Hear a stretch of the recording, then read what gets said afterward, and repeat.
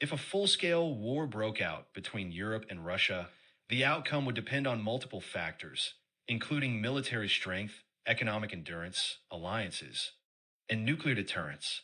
Here's a breakdown of key aspects. 1. Military power. NATO strength with U.S. support.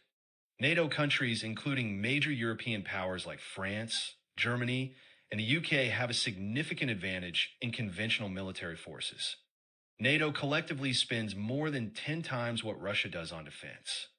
European countries have advanced air forces, modern tanks, and a larger navy.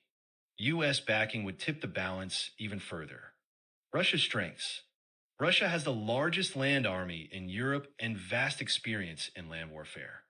It has significant air defense systems and one of the world's largest artillery forces. Its economy is heavily militarized, meaning it can sustain war production longer than most European countries. Verdict: NATO has a decisive conventional military advantage, especially with U.S. support. 2. Economic and industrial capacity. Europe's economy. The European Union alone has a $17 trillion economy, compared to Russia's $1.8 trillion. Europe has superior industrial capacity to sustain a long war. However, Europe relies heavily on imports for energy and raw materials. Russia's economy. Russia has a resource-based economy with vast oil, gas, and minerals, which can help sustain war efforts. Sanctions and economic isolation would weaken Russia over time, but in a short war, it could still function. Verdict: Europe has the economic advantage, but Russia could sustain a war effort by shifting to a wartime economy. 3. Nuclear factor. Russia's nuclear arsenal. Russia has the world's largest nuclear stockpile. If it faced defeat in a conventional war, it might resort to tactical nuclear weapons. Russia's nuclear doctrine allows first use of nuclear weapons if its sovereignty is threatened. Europe's nuclear response. The UK and France have their own nuclear weapons. NATO's nuclear umbrella includes U.S. nuclear forces stationed in Europe. Any nuclear attack by Russia would likely result in a massive NATO counterstrike, leading to mutual destruction. Verdict: if nuclear weapons are used, everyone loses. This is why full-scale war between Europe and Russia is unlikely. 4. Geography and logistics. Russia's advantage. It has vast territory, making invasion difficult. Russian winters have historically defeated invaders.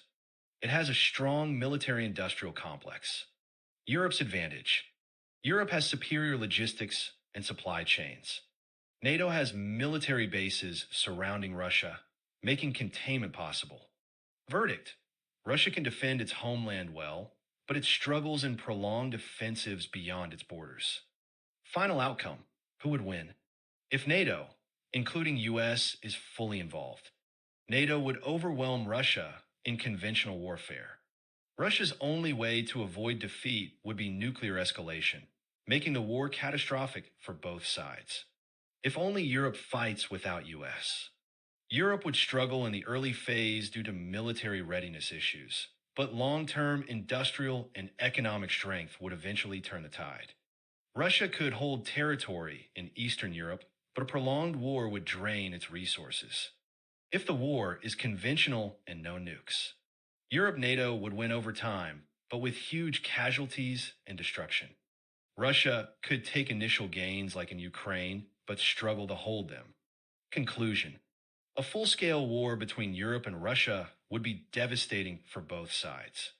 NATO with US support would likely defeat Russia conventionally, but if nuclear weapons are used, the war would result in global catastrophe. Because of this, both sides try to avoid direct war and focus on proxy conflicts. Do you think a war like this is likely? Or were you thinking of a more specific scenario?